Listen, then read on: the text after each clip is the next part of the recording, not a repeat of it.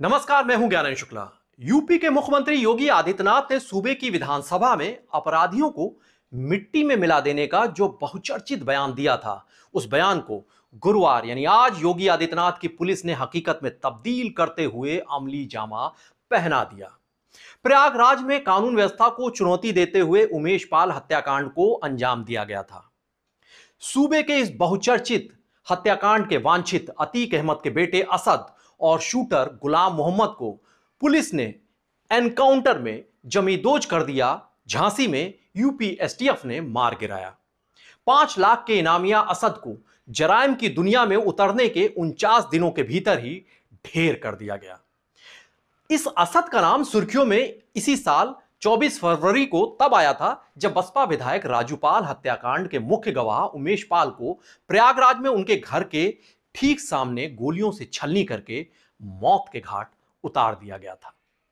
हत्यारों ने उन पर उस वक्त हमला किया जब वो कोर्ट से लौट रहे थे। अपने घर की तरफ जैसे ही उतरे कार से, उसी वक्त उन्हें जो मारने की साजिश है वो शुरुआत उसकी हुई। ये पूरी वारदात इलाकाई सीसीटीवी में कैद भी हो गई, जिसमें साफ दिखाई दिया कि उमेश पाल घर के सामने कार से जैसे ही उतरे, घात लगाए हुए हत्यारों ने चारों तरफ से घेर कर फायरिंग और बमबाजी शुरू कर दी। कई राउंड के फायर किए गए, जिसमें उमेश पाल और उनके सरकारी गनर संदीप निषाद की मौके पर ही मौत हो गई, जबकि एक और गनर राघवेंद्र बुरी तरह से जख्मी हो गए।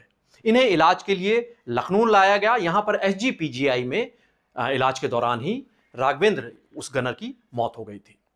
सूबे को दहला देने वाले इस हत्याकांड की साजिश साबरमती जेल में बंद अतीक अहमद, उसके भाई अशरफ जो बरेली की जेल में बंद है, उसने अपने गुर्गों के जरिए रची थी। इस वारदात की कमान संभाली थी अतीक अहमद के तीसरे नंबर के बेटे असद ने। शातिराना साजिश रची गई थी। न सिर्फ हत्या का ब्लूप्रिंट तैयार किया गया था, बल्कि हत्यारों के साफ बच निकलने की भी योजना तय कर ली गई थी।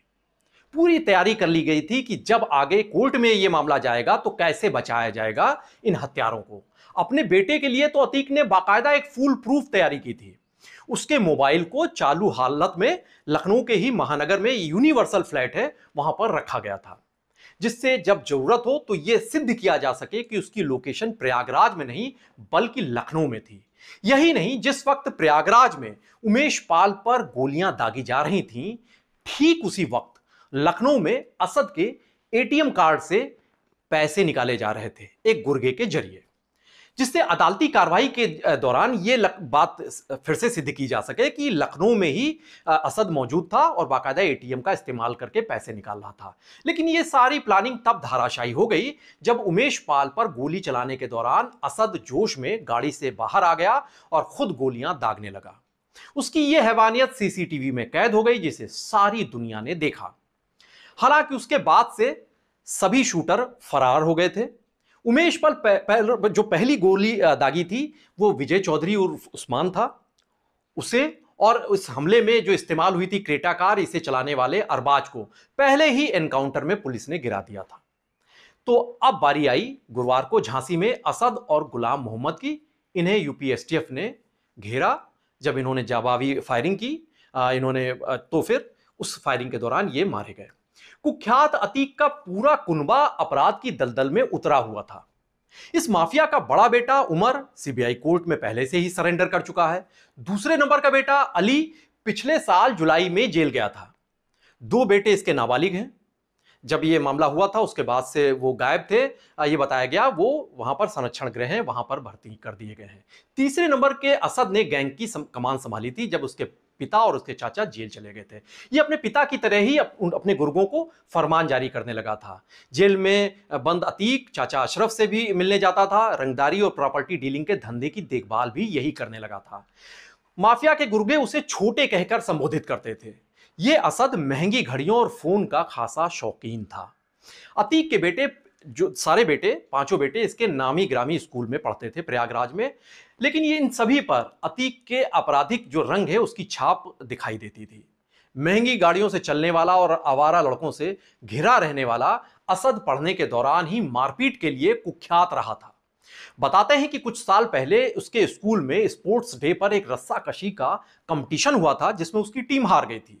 इस हार से असद इस कदर बौखला गया कि इसने विजेता जो टीम थी उस जीतने वाली टीम के खिलाड़ियों को पीटना शुरू कर दिया। जब वहां पर मौजूद टीचर्स ने उसे रोका तो इसने उन पर भी हाथ उठा लिया, लेकिन कोई कार्रवाई नहीं हुई। दरअसल सबने अतीक के खौफ की वजह से अपनी जुबान सिल ली थी, कोई शिकायत नहीं की गई थी। अतीक अहमद के एक नाबालिग बेटे का एक वीडियो कुछ समय पहले वायरल हुआ था, जो साल 2017 का बताया जाता था, जिसमें 10 वर्षीय उसका बेटा एक शादी समारोह में धड़ल्ले से फायरिंग करता हुआ दिखाई दे रहा था और वहां पर मौजूदा भीड़ उसकी वाहवाही करती हुई दिखाई दे रही थी। ये तमाम किस्से तस्दीक करते हैं कि किस तरह अतीक और उसके परिवार ने सिर्फ प्रयागराज ही नहीं बल्कि इर्द गिर्द के तमाम इलाकों तक अपनी दहशतगर्दी का साम्राज्य कायम कर लिया था, दहशत फैला रखी थी, भय खौफ का पूरा एक साम्राज्य तैयार किया हुआ था। इनकी हैवानियत का शिकार लोग शिकायत करने से कतराते थे, क्योंकि सियासी सरपरस्ती हासिल करता रहा अतीक कानून के शिकंजे से हमेशा बचता हुआ दिखाई दिया। इस पर 100 से ज्यादा जबकि मुकदमे दर्ज हो चुके थे। हालांकि योगी सरकार के आने के बाद से ही इसके दुर्दिनों की शुरुआत हो गई। अतीक के पाप का घड़ा भरने लगा, कई केसेस में इस पर शिकंजा कसने लगा। लखनऊ से एक प्रॉपर्टी डीलर मोहित जायसवाल को इसका बेटा लेकर गया था, देवरिया की जेल में वहां पर उसको धमका के उसकी प्रॉपर्टी हड़पी गई थी। इस तमाम मामले सामने आने लगे। इसके बाद से अतीक के जो मनभड़ औलादे थी उन्होंने रही सही कसर पूरी कर दी। उमेश पाल हत्याकांड को अंजाम देकर अतीक ने तो अपने खौफ के खात्मे की पटकथा ही रच दी। सबको खून के आंसू रुलाने वाले अतीक अहमद को जैसे ही अपने बेटे के मारे जाने की खबर मिली तो अदालत में वो जार जार रोया। बहरहाल जनता की हिफाजत के लिए बेहद जरूरी है कानून का राज, जिसके लिए पहली शर्त है अपराधियों, गुंडों और पेशेवर हत्यारों का सफाया। यही लोकतंत्र की जीत है और यही बेहद जरूरी शर्त है जनतंत्र के लिए, लोकतंत्र के लिए। उमेश पाल हत्याकांड के बाकी शूटर्स पर भी पुलिस का शिकंजा लगातार कसता जा रहा है और माना जा रहा है कि इनकी भी उल्टी गिनती शुरू हो चुकी है। उत्तर प्रदेश की ऐसी ही तमाम बड़ी और अहम खबरों के लिए आप बने रहिए पीटीसी न्यूज उत्तर प्रदेश के साथ। नमस्कार।